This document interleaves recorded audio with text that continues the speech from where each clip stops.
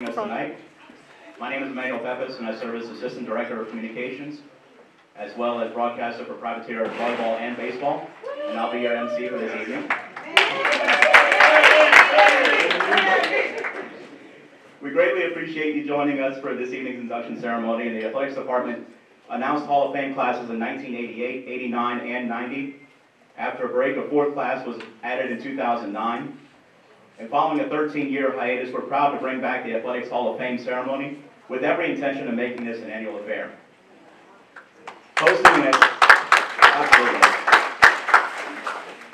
Hosting an annual Athletics Hall of Fame ceremony is an important endeavor to honor our past and chart our future, but it's impossible to host such an event and not be inspired by great performances and great people who have worn the silver and blue.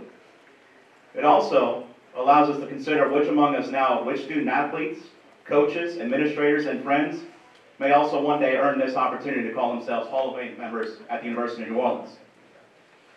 To get our evening started, I'm honored to welcome Dr. John Nicklow, President of the University of New Orleans, to the stage. Since becoming the university's chief executive in 2016, Dr. Nicklow has built significant momentum and achieved impressive outcomes related to his three priority areas: enrollment growth, strengthening research, and increasing external partnerships. And he's also woven the core values of diversity, equity, and inclusion into each of these areas. Prior to the pandemic, President Nicklow helped lead 3 straight years of enrollment growth, something that had not happened at a university in 15 years. And an ardent Privateers athletic supporter, he and his wife, Dr. Stacy Nicklow, can often be found at every University of New Orleans athletic event. So I'd like you to please welcome Dr. John Nicklow.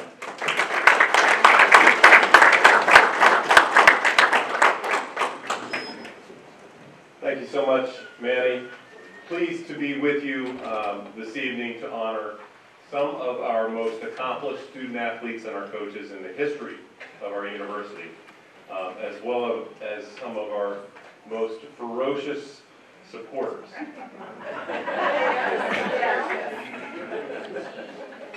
I have such great admiration and appreciation for all of our coaches and student athletes. They are among our most visible ambassadors for the campus. They generate school spirit, they inspire pride among our supporters, and they increase the visibility of the University of New Orleans. Many times, particularly when our teams are traveling, our student athletes and coaches are the very first representatives of the University of New Orleans that people encounter, and sometimes the only representative that they encounter. So we rely on them and you to create those long-lasting first impressions. It's a major responsibility, but I can tell you it's one that our privateers carry out with poise and dignity. I should note that this is about the closest I will ever get to a Hall of Fame. I'm not a member of any, and I didn't turn down any invitations either. I just wasn't good enough. And although I was not a Hall of Fame caliber college athlete, I was a college athlete. I played football in college. Not very well at times. But I do have some personal insight into the dedication, the discipline, and the determination that is required of our student athletes. I have great respect for their appreciation of time management, of self-sacrifice, and so much more that's required of our privateers. Those skills and lessons that they're learning now, and that I learned, have stayed with me throughout my entire adult life and my career. And they've no doubt helped me to become a university president, truly. The University of New Orleans is an institution with a rich athletic heritage, clearly, and the legacy of our outstanding athletes and coaches is very real. We also have a very bright future, and I'm so excited for what comes next. So it's my privilege to be with you this evening and to honor these men and these women who have meant so much to our athletic program and to our university. Thank you, Andy.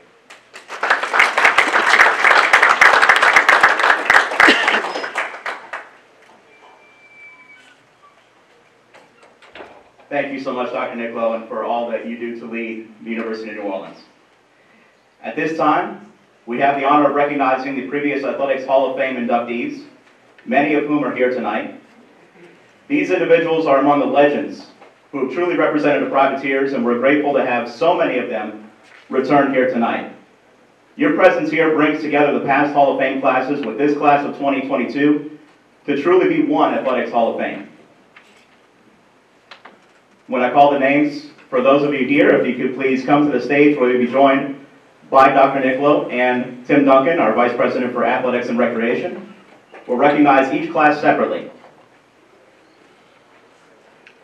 First, representing the class of 1988, please welcome to the stage Michelle Anderson, women's basketball, 1980 to 1984.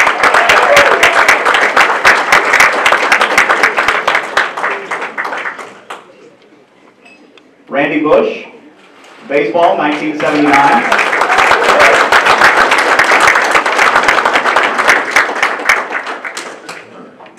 We'd also like to recognize Stan Stuffa, men's golf, 1970 to 1973. He was unfortunately unable to be with us tonight. And also Dr. Homer Hitt, who passed away in 2008. Please welcome and congratulate our class of 1988.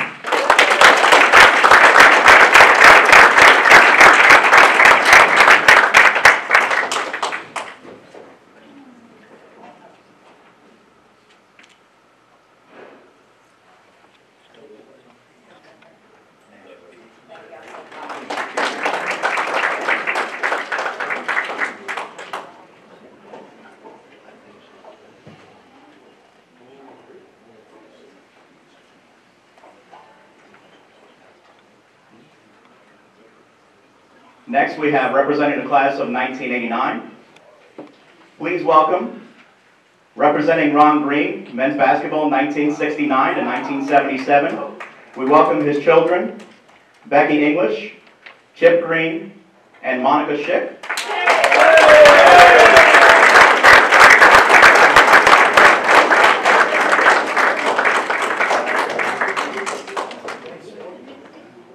Ron Maestri, baseball, 1972 to 2000 and 2014 to 2015.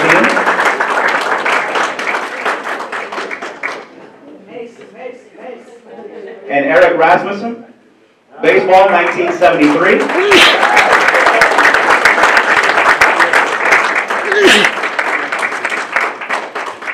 Also unable to join us tonight, Sandra Hodge, women's basketball, 1980 to 1984. Please welcome the class of 1989.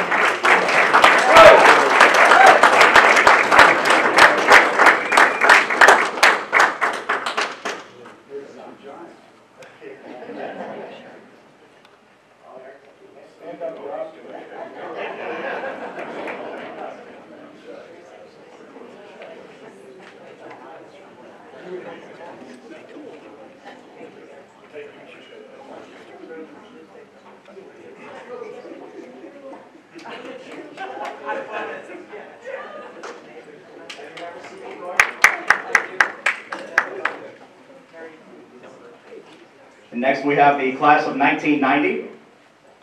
Please welcome Jan Gernhauser Essel, women's basketball, 1975 to 1979.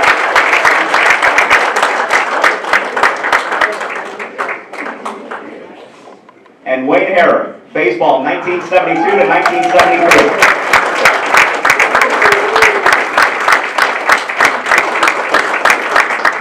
Ladies and gentlemen, one more round of applause for the class of 1990.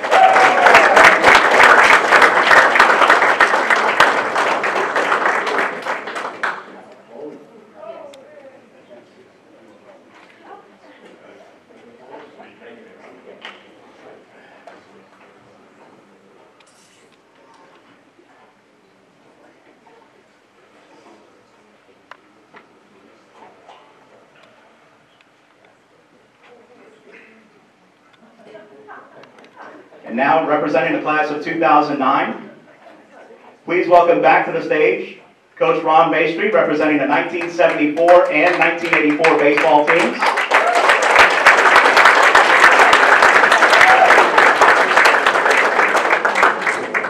Also unable to join us tonight, Gabe Corciani, men's basketball, 1984 to 1988. Let's have one more round of applause for Coach Matry, representing the 1974 and 1984 baseball teams, both participants in the College World Series.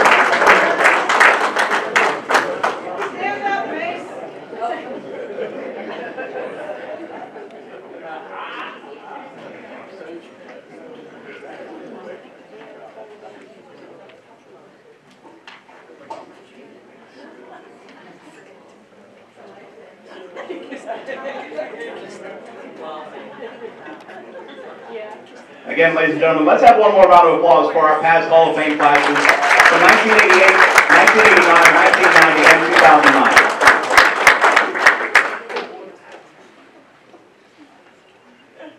2009. Unfortunately, during 2022, we also lost two Hall of Fame members. Wayne Cooper, a men's basketball alumni and member of the Athletics Hall of Fame class of 1988, sadly passed away in April at the age of 65. One of the best big men in school history, Coop's scoring and rebounding averages improved each year as a privateer between 1974 and 79. He left the Lakefront as the Sun Belt Player of the Year in 79 and the 79 Sun Belt Tournament champion. He still ranks among the greats of privateer basketball, as he is top 3 all-time in double-doubles, career rebounds, and blocked shots. Following his time at New Orleans, Wayne spent 14 years in the NBA, and later went on to serve as Vice President of Basketball Operations for the Sacramento Kings from 1996 to 2013. We're truly honored tonight to be joined by Wayne's wife, Denise. So we ask you to please give a round of applause as we welcome to the stage Denise Cooper.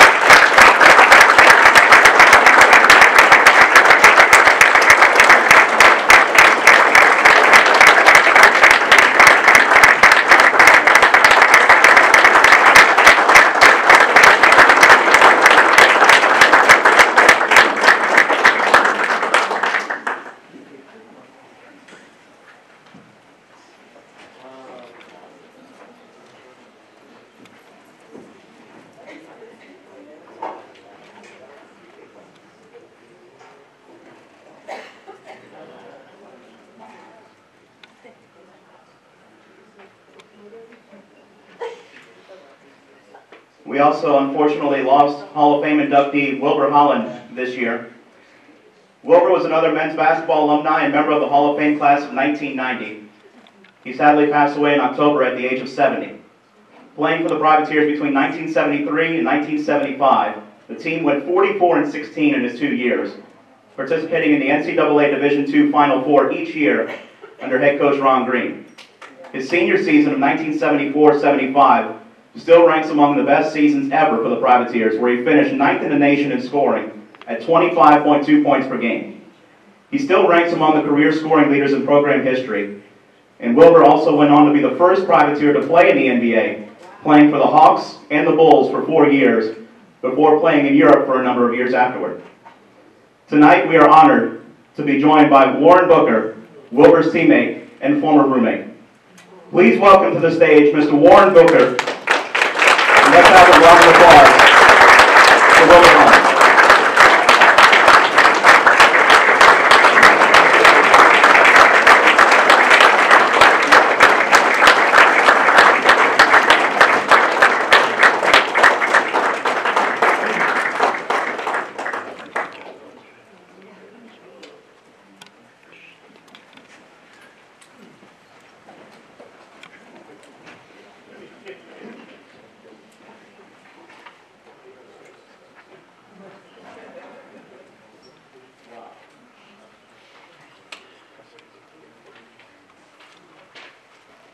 If I could ask if we could also observe a quick moment of silence for Wilbur and Wayne, truly great legends here at the University of New Orleans and truly great men.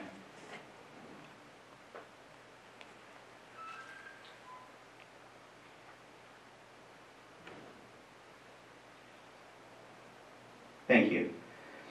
And again, thank you to all of our existing Hall of Fame inductees and their representatives for joining us as we induct 7 new individuals into the University of New Orleans Athletics Hall of Fame.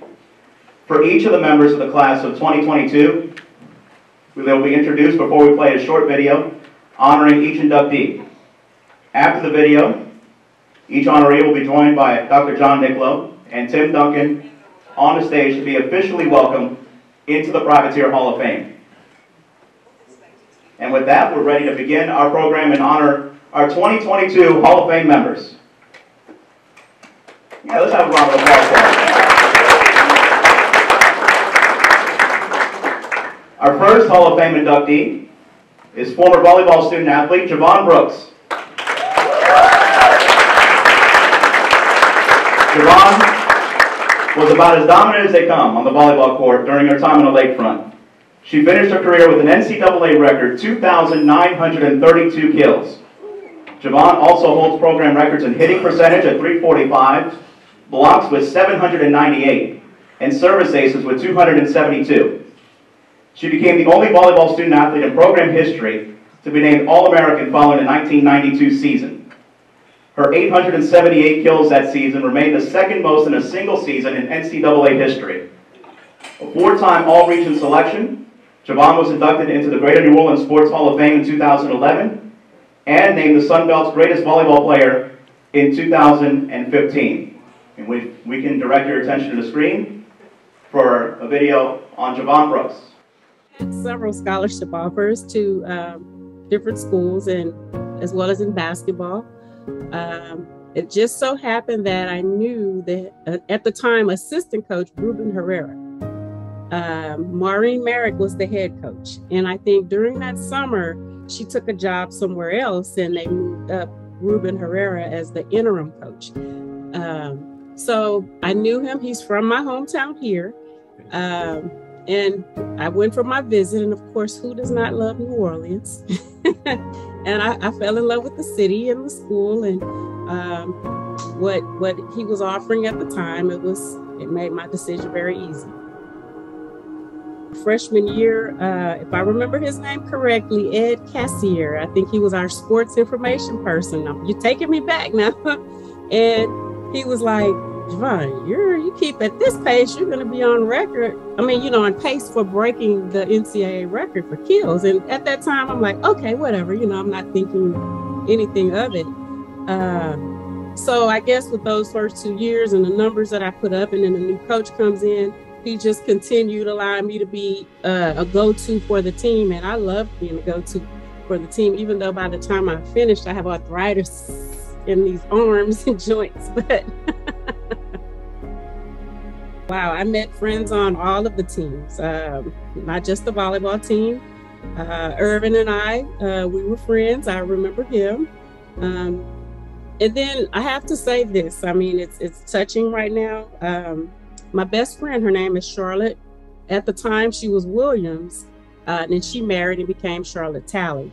When I was being recruited, that takes me back when you asked about the recruiting stories. We've been best friends since like junior high, and she was our team manager. Never played a sport, but she knew more than anybody about the sport. So she was our manager from junior high to high school, and we really wanted to go to college together. So when coaches would recruit me, I'm like, well, hey, we're a package deal. Can she be the manager? Because she wanted to go to college and be a manager.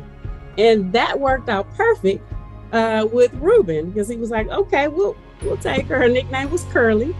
So she was our manager, and more like team mom. Anything that needed done, she was there to do it. So I got to go to college with my best friend.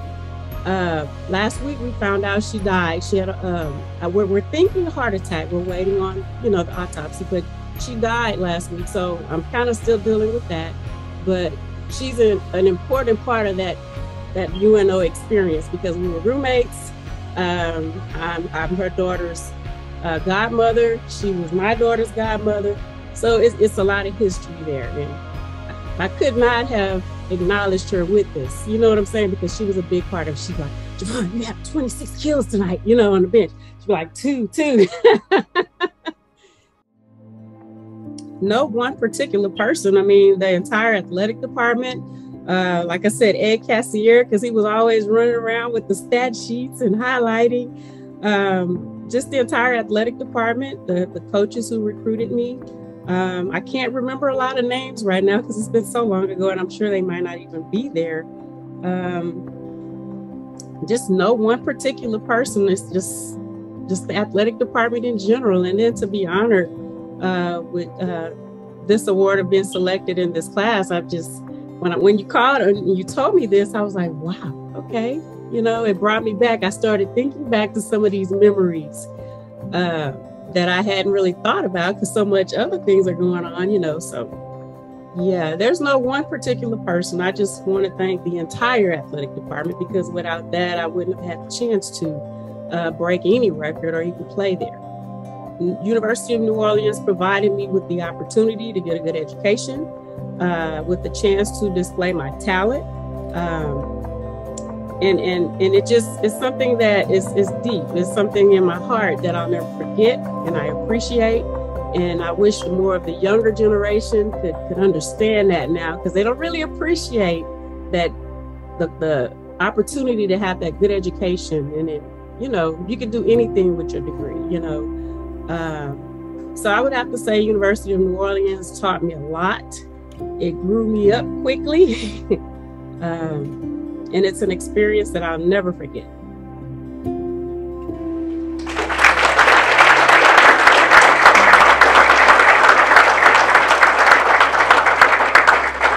Please welcome to the stage, Hall of Famer, Javon Brooks.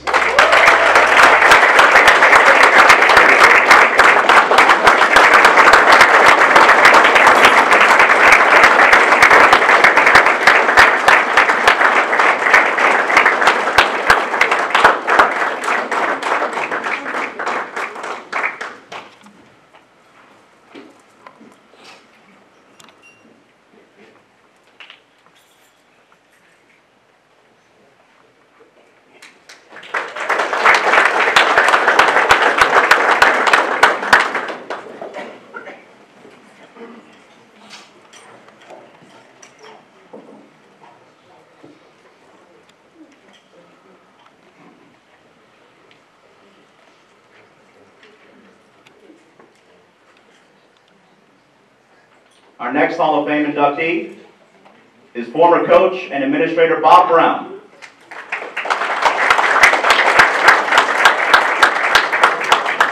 Bob Brown was the first coach hired by the athletic department in 1964. As men's golf coach, Bob led his Bombers to the school's only 2 national championships, winning NCAA titles in 1971 and 72. During his 31 seasons at the helm of Privateer Golf, Brown was named National Coach of the Year twice, 2000 Sun Belt Coach of the Year, and coached 14 All-American selections. Bob served in a variety of roles outside of golf coach for New Orleans as well, including business manager, director of intramurals, and assistant athletics director. Brown was a recipient of the prestigious Cooper R. Macklin Medallion, which is presented each year to the individual who has made a distinguished contribution to the development of the university. And with that, here's our video on Bob Brown.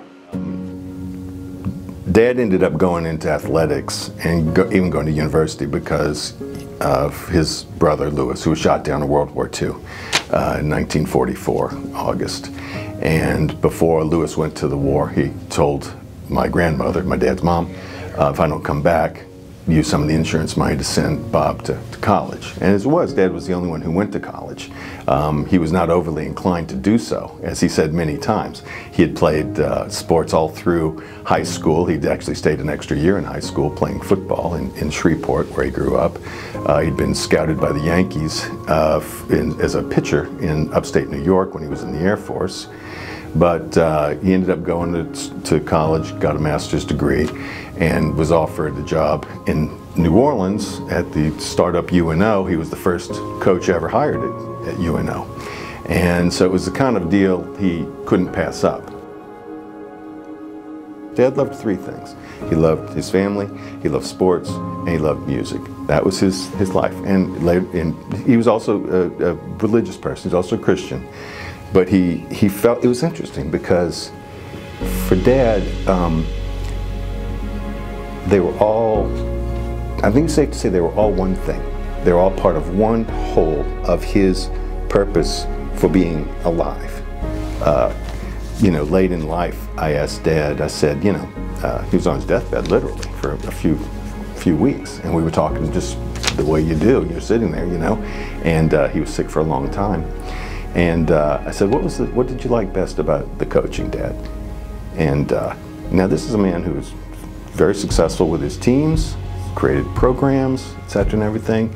So I thought he'd probably say, well, the championship, blah, blah, this or that. And he said, without blinking, he said the relationships. He said, you could do more for a young person with sports. You can teach them more with sports than almost anything. He said it teaches a person to get up. You get knocked down, you get back up. I do remember him talking particularly about the golf teams. You know, Stan Stoppa, of course, he talked about Rick Gailey, Murphy Trahan, Bill Springer. I can't remember all the names right now. Mike Husby, who was, I actually caddied for when they went to, I was 13 when they went to the national championship in Williamstown, Massachusetts. I caddied for him. He actually came in third in the tournament, and they won the whole thing. That was Dad's second national championship with more or less the same team, and his second time getting NCAA Coach of the Year. So it was a big deal. So we talked about that a fair amount regarding the golf. I also remember as a kid, so I don't remember when they stopped funding football at what was then LSUNO. But I remember him being, I was a kid, and I remember him being really disappointed about that. It was as though, you know, someone had just taken something that he had really, you know, like taking one of his kids that he'd really worked hard to do. And, you know, the truth of the matter is, it was 1965, 66, 67, and you know, just to speak frankly, Dad was integrating the team. You know, he didn't think twice about that. Dad had no sense of color, period.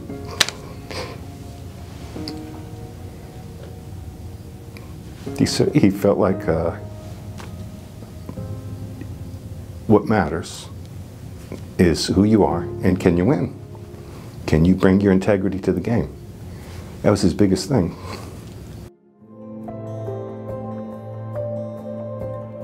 I think if Dad was here, he would thank everybody he worked with, but I think mostly he would thank the various people on the teams he had. Those are the people he loved. He loved those kids. You know, now they're all older than me, grown up, everything else, but some of them are gone. But he loved them. He really did. In the idea that he could have an impact, a positive impact on someone's life, even in just seeing them a few hours a week kind of thing. I think that really mattered to him. Kind of on a separate note, my dad's dad died when he was about 15 years old, but he had worked at an oil refinery in Shreveport, and he coached teams on the side, just community church teams, kind of basketball teams, baseball teams, and stuff like that. So I think that Dad's natural inclination, you know, his dad died at a certain age, his uncle wanted him to go to college to become whatever he wanted. So I think Dad's natural inclination was to say, you know, my dad did so much good in the community just working with young people on sports teams.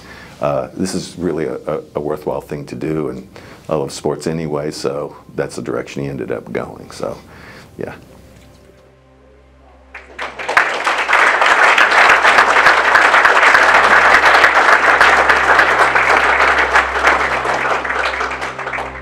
Please welcome to the stage Rob Brown, representing his father, Hall of Famer Bob Brown.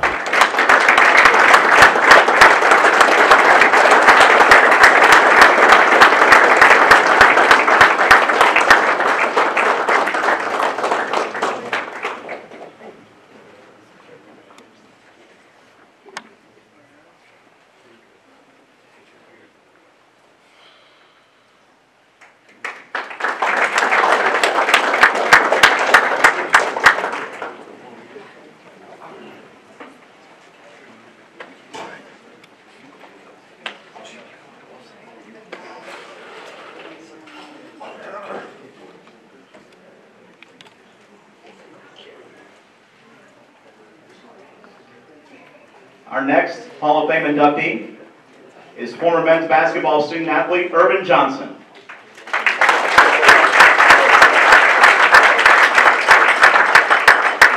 In 4 seasons on the lakefront, Earvin led the Privateers to 87 wins, 2 NCAA tournament appearances, and an NIT appearance. Named the Consensus All-American in 1993, Urban finished his Privateer career first all-time in field goal percentage, blocks, double-doubles, and rebounds. He finished second in total points, third in double-figure scoring games, and eighth in steals. Urban set 26 school records during his time at New Orleans, including rebounds in a game with 27 and blocks in a game with 12.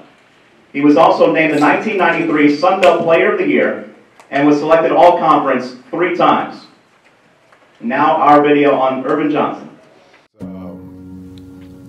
I got laid off in New Orleans. I used to work with my dad with his company, and when I got laid off, I called my sisters in Baton Rouge. She just got newly married and had a new baby, and I told her I got laid off. She said, well, come and live with us, and they only was in a 1-bedroom. I don't know how that was going to work, but and I moved there, and I got a job the same day, and worked in the grocery store for 3 years, and then over time, within those 3-year period,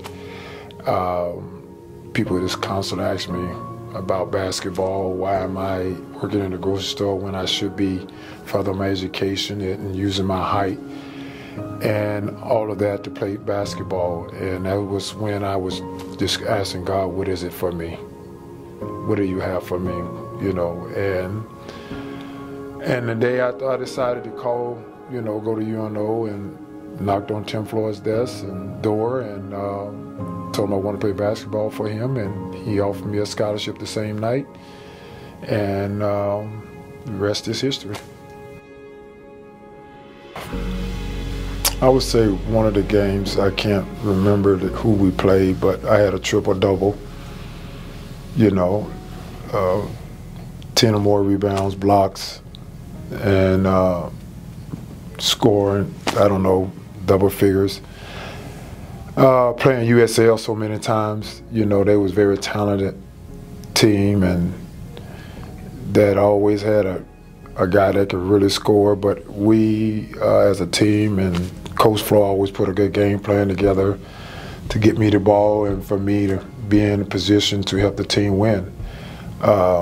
I just can't say one game. It's just, I just remember that. You know, I remember playing against Virginia on ESPN, you know, and they was highly ranked, and they came to UNO, and we beat them, and it was a sold-out crowd. And you know, I have so many memories of different games and different things, but to me, it's all about the team and not myself.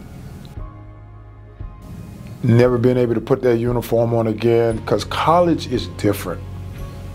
Professional is one thing, but college, you play for the love of the game, for your teammates, for the university. You're representing not just yourself, being a student athlete on that court, night in and night out, you know, in the dormitory, in your apartment, or, you know, on the bus with your teammates. It's not about finance, you know, it's all about playing together as a team to try to accomplish one goal. Not that the NBA wasn't great, you know, they have great teammates and all that, but it's different. I wish I could go back to my college days too. It's a lot of great memories and a lot of fun. I would do certain things different too, but it was, but I enjoyed every moment of it. And that last day, knowing that I would never play college basketball again, it was a sad moment too. I owe so much to the university. You know, Ron Maestri, Tim Floyd, all the coaching staff, the teammates, the managers, the doctors, you know, my professors, you know, everybody played a role in it, and I'm so grateful for that. There's no Urban Johnson without all of those people and groups of people I mentioned about. So I owe so much to them, and I'm so grateful that the University of New Orleans took a chance on a guy that never played basketball before and changed his life and his family's life. I had to always start with Coach Floyd. I've been spending a lot of time with him in Beverly, you know, since I moved back here. So I owe so much to them too. They like my parents, you know, they are. I love them. All the other assistant coaches that coached me, that took time out, you know, is very important. My parents, my siblings, my friends, my teammates. I owe a lot to so many people. You know, I'm in debt for life. You know, they helped change me. They made me into the person that I am. And I would have never survived the NBA for 13 years without going through what I went through before college and at the University of New Orleans. And I'm glad God had everybody in place for me.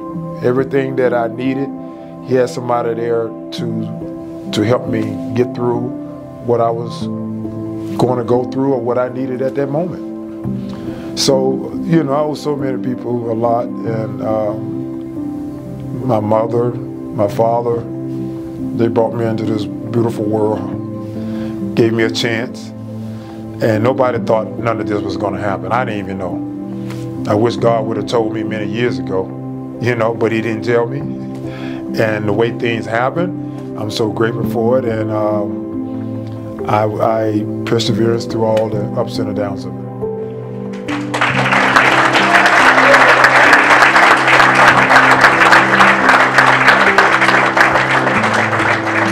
Please welcome to the stage Hall of Famer Earvin Johnson.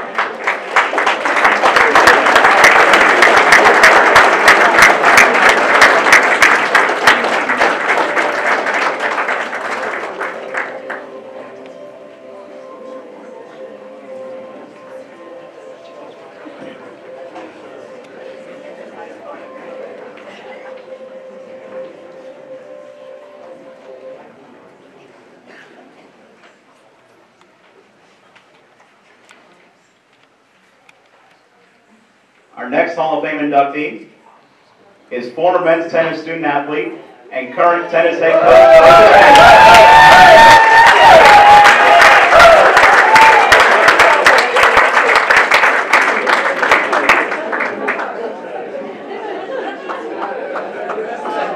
Versus was an All-American selection who compiled an all-time singles record of 81-9. That's right, 81-9 while on the lakefront. A team captain while at New Orleans, Versus played in the Orange Bowl World Junior Tennis Championships. He also won the Vespa Bianchi Open Classic in 1980. After starring as a student athlete at New Orleans, Versus returned to the Privateers as head coach for the men's and women's tennis teams in 2008 and was the Women's Southland Coach of the Year in 2021 and the Men's Southland Coach of the Year in 2022.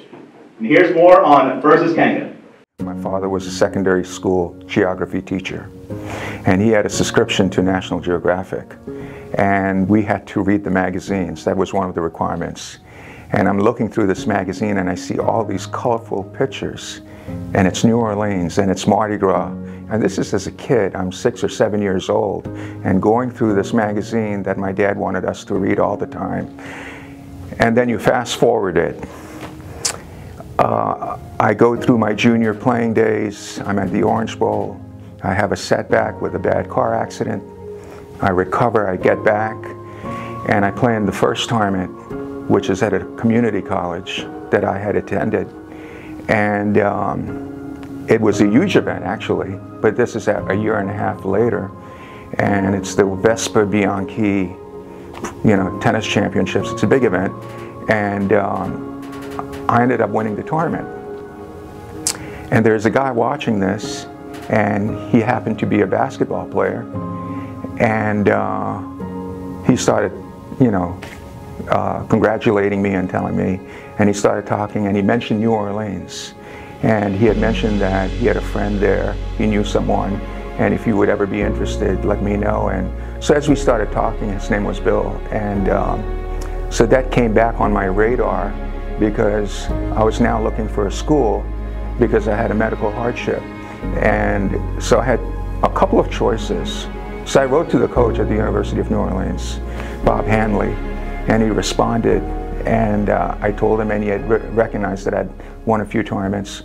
So he flew me in, came to New Orleans, played there number one. His number one recruit was a local kid, Corey Clark, and he was ranked in the South. I came here, it was extremely hot in the summertime. I ended up beating him. He takes me out to dinner that night. Then we go to the French Quarter. Then he offered me a full scholarship. And basically, I knew where I was coming. The first match of the season, so you have to understand the mentality I had. We had practice from 2 to 5. And then I started practice again for myself. I would always be running on the lakefront.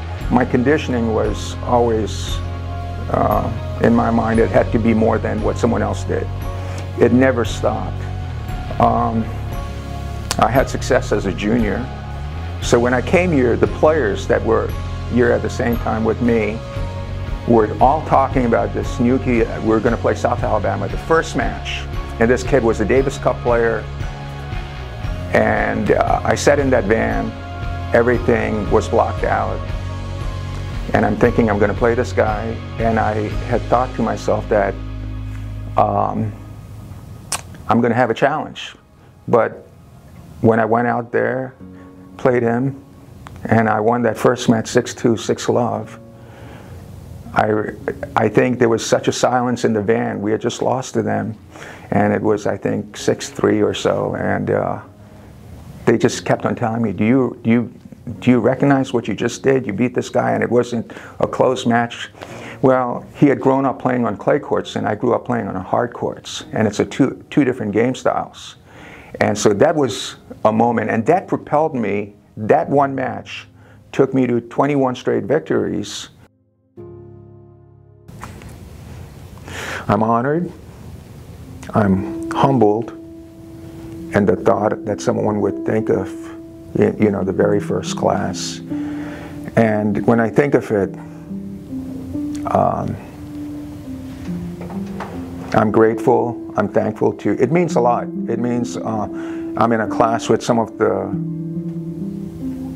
best athletes and the people who have made a difference in athletics at this university. When you look at, you know, the stories of Javon Brooks, and you look at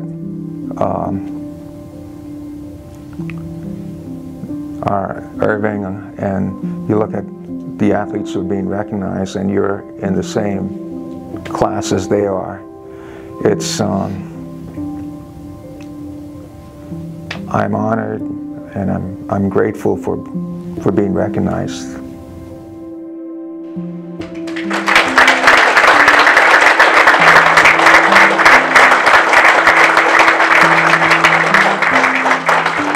Ladies and gentlemen, please welcome to the stage Hall of Famer Burgess Mendi.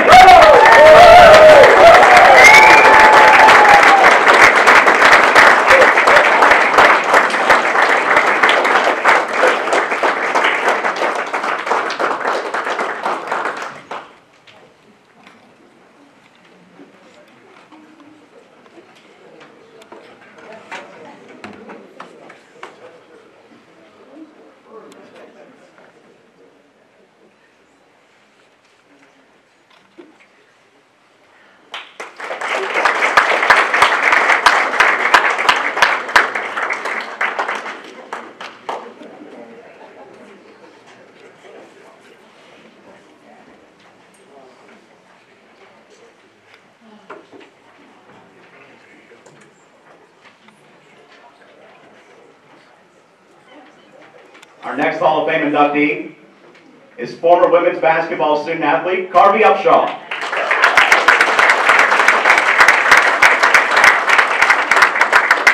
Carvey became the first privateer to eclipse 1,000 career rebounds and is the program's career leader in blocks with 492 and took great delight in every single one of them. Carvey was a freshman All-American in 1986, a National Player of the Week, and a two-time American South Conference first-team selection.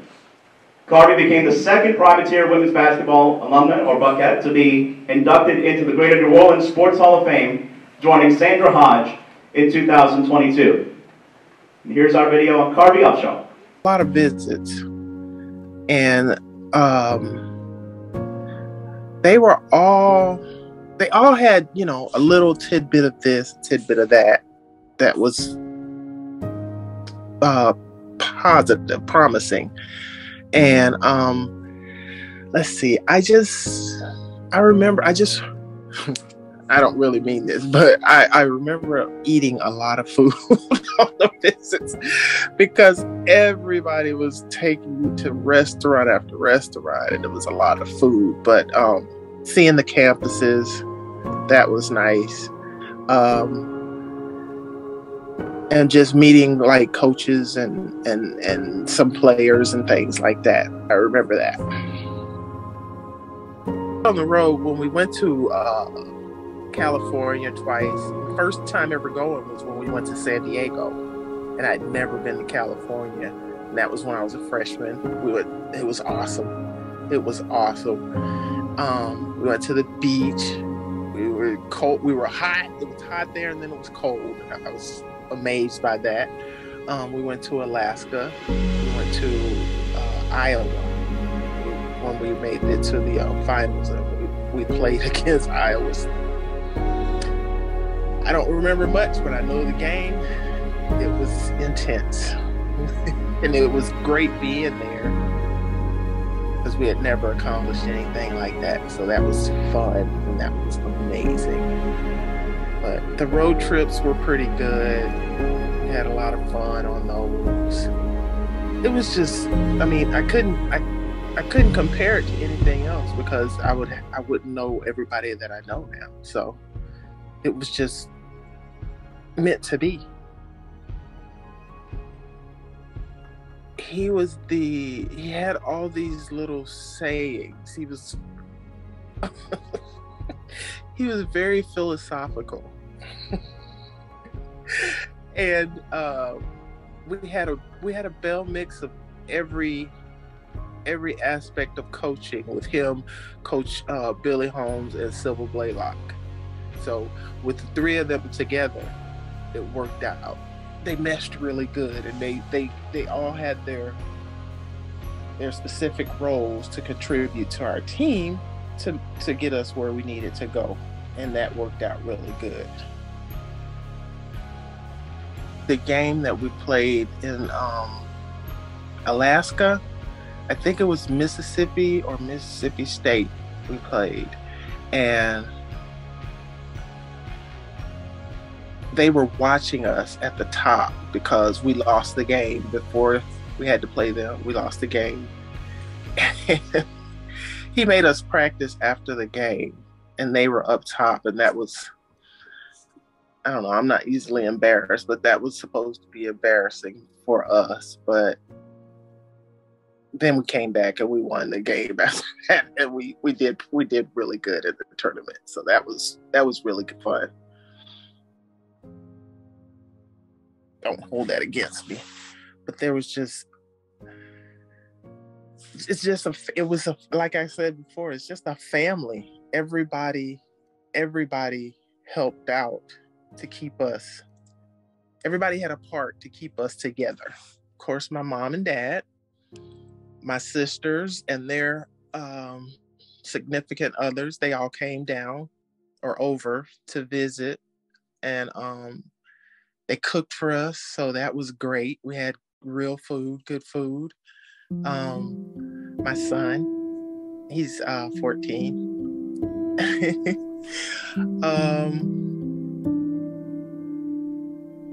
Yeah, I think that's about it.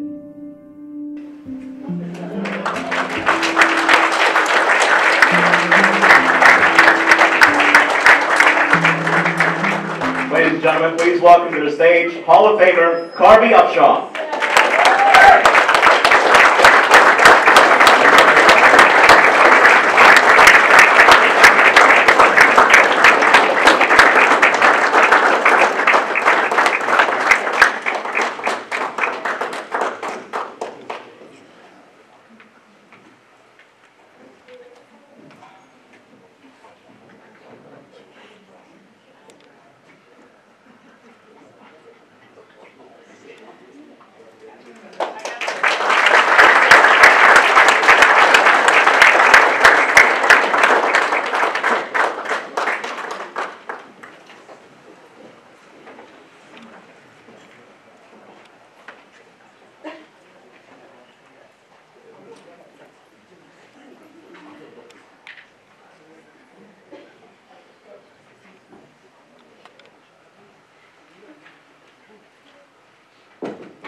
And our final inductees for the Hall of Fame come as a pair and represent the first friends of the program inducted into the Hall of Fame.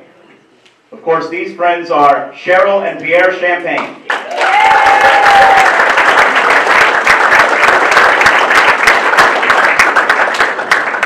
Anyone who has been around the University of New Orleans over the past 5 decades have no doubt run into the Champagnes.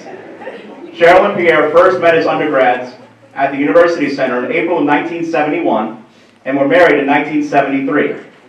They have been major figures around campus and privateer athletics ever since, contributing countless hours of their time to the athletics program over the years as both volunteer staff and as the privateer's #1 fans.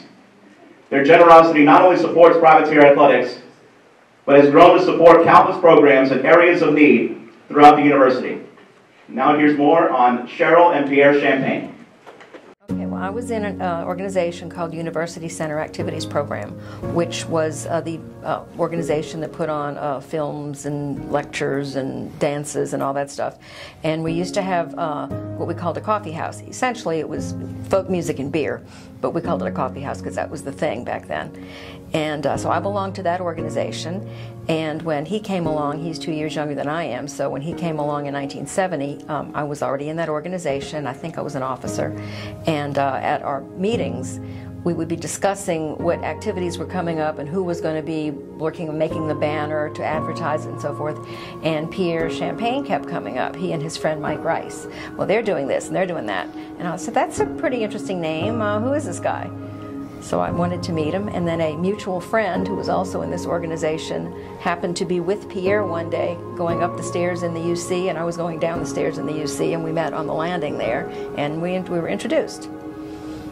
And at one of the next coffee houses that came along, which was within a few days of that, I asked him for a ride back to the dorm, because I lived way over at Bienville Hall. We'd have to walk back there. And he said, yes, sure. So we went to Ruby Red's on Esplanade, a little detour, before we went to the dorm, and that was our first date.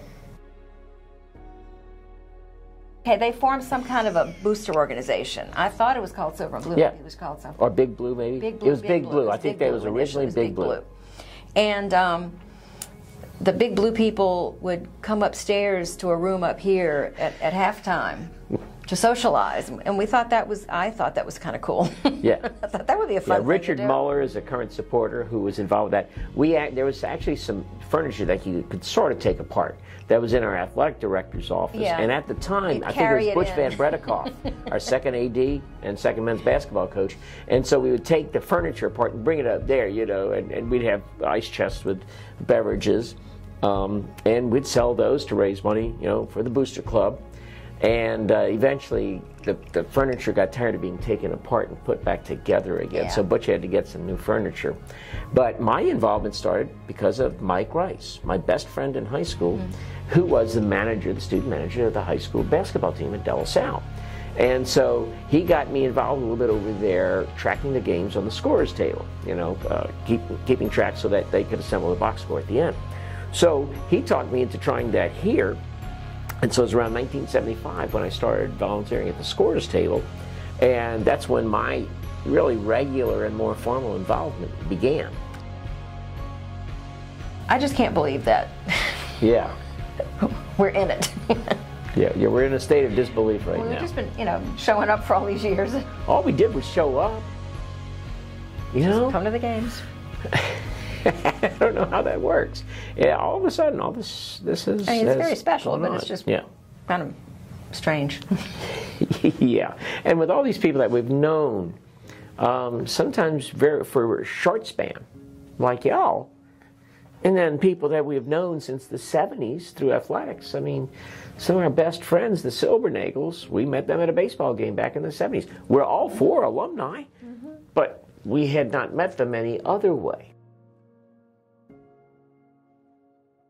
Well, everybody, but, you know, when you think about those who are still kicking right now, John especially.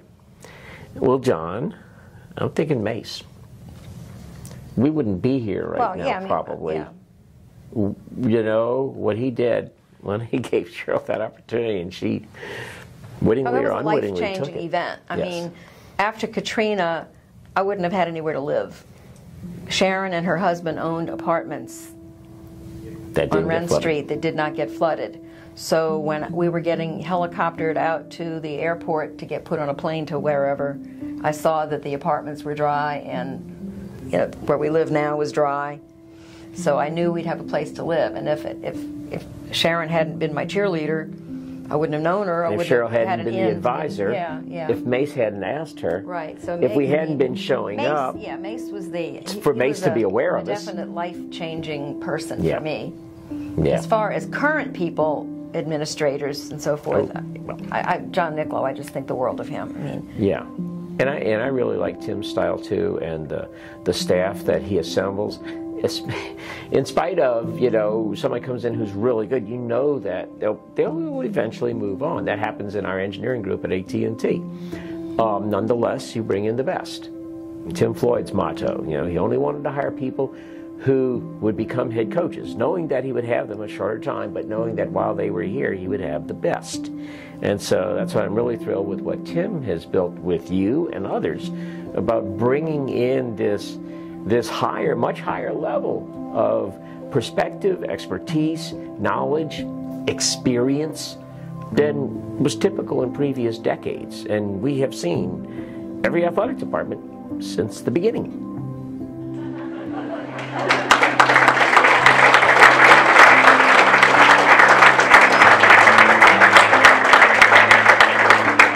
Please welcome to the stage Hall of Famers and friends of the program, Cheryl and Pierre Champagne.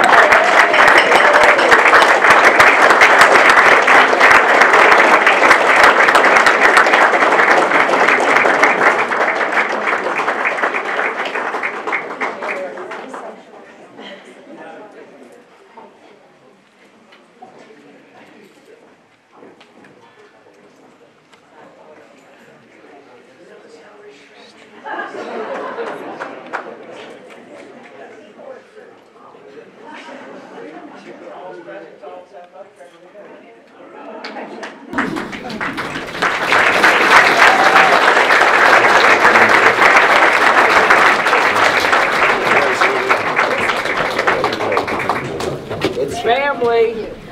Just saying.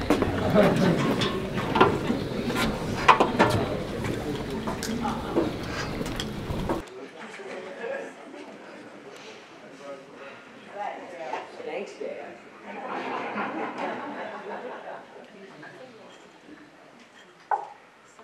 This Hall of Fame class of 2022, we could use so many words to describe them. True legends, true giants, and the true embodiment of what New Orleans athletics has meant throughout history. But through it all, we must acknowledge that they are just fantastic people as well. And we are so proud to have these new members of our Hall of Fame for the class of 2022. So one more time, can you please give a round of applause for the new members of the University of New Orleans Athletics Hall of Fame, Devon Brooks, Bob Brown, Irving Johnson, Berger Tanga, Charlie Upshaw, and Cheryl and Pierre Champagne.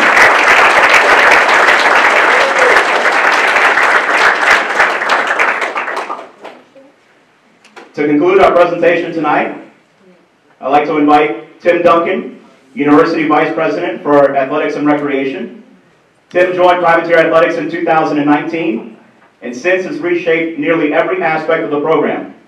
And tonight's Hall of Fame is a perfect representation of his vision to honor our past and bring our campus community together in celebration. Would you please welcome Mr. Tim Duncan.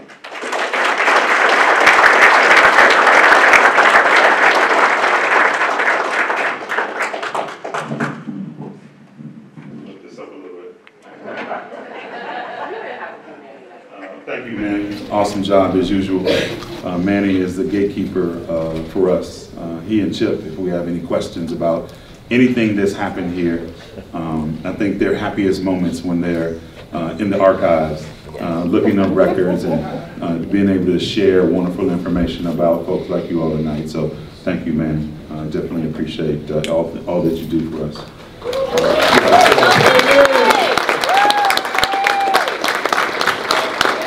Chip as well. Yes, Chip. It's hard to recognize.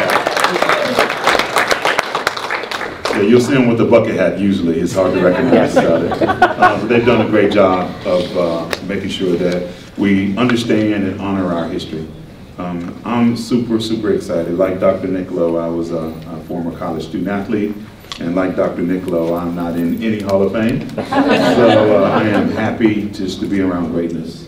I had a chance to play with some people who are really good, who play professionally, and who honored the university that I graduated from. So it's a privilege for me to come back here and help restart this Hall of Fame, New Orleans Athletics Hall of Fame.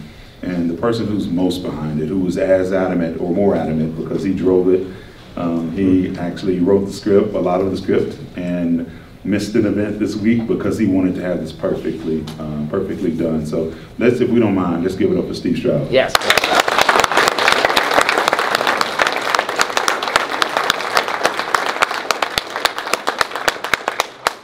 Yeah, he did a great job, and I'm really pleased that, like you all, you can't get in the Hall of Fame without great teammates. We couldn't have the things that we have going on positively here without great teammates. So I've spoken about a couple of them tonight, and if everyone else in our department, whether you're sitting down or standing up, if you're sitting down, raise your hand. I mean, if you're standing up, raise your hand. If you're sitting down, please stand. All the staff members, coaches.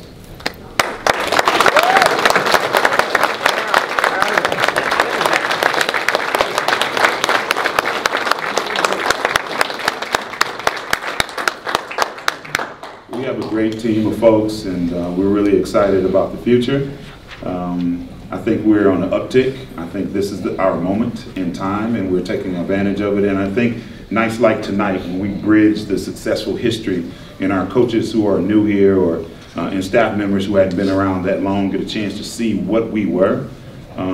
As I mentioned, Dr. Niccolo knows this, that when I was working at Northeastern University as deputy, there were 3 different institutions who reached out about me trying to be their AD. And then when the University of New Orleans called, or Bob Bodine called with the search firm, I knew this is the place I wanted to be. We played against Memphis. I mean, I played at Memphis and played against University of New Orleans back in the day, and I saw a packed Lakefront Arena. And I knew about the wonderful baseball program that we've had, and I knew that if we've done it once, we can do it again. And that is what led me here. And the collection of folks that we have that's trying to pull together is wonderful, and we need even more of that. We need all of us, not only the people who played here, but the alums and people in the city who support our city. They have to support the University of New Orleans. Dr. Niccolo, that's pretty funny. Dr. Hell yeah. Dr. Niccolo likes to say, I don't know if he coined this phrase, but he likes to say that the University of New Orleans built the middle class here in the city.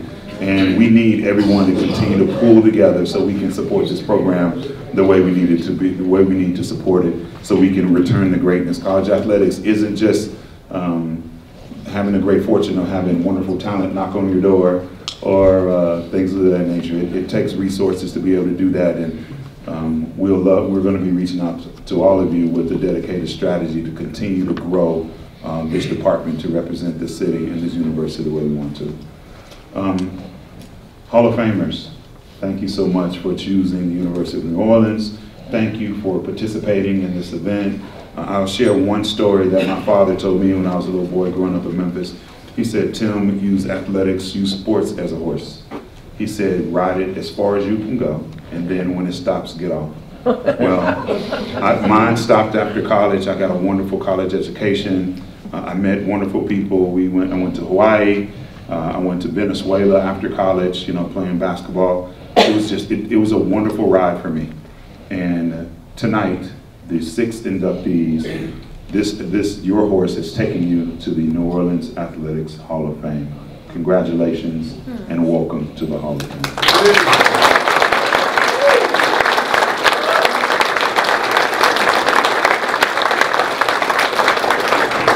Now, the formal part of our ceremony is over. But we want you to hang around. There's some beverages. We're just like New Orleans. Almost every person in the group, Devon and Carvey and Urban, everyone said, yes, thank you for reminding me. Everyone said that, they were fed really well here in New Orleans, but we're going to continue to do that here tonight. Before we go, we're going to invite the newest class, the class of 22, back up. so we can take a group photo, and all of you out there can capture. Let's let Jasmine go first. But all of you out there can take photos of the newest class, the New Orleans Athletics Hall of Fame class of 2022.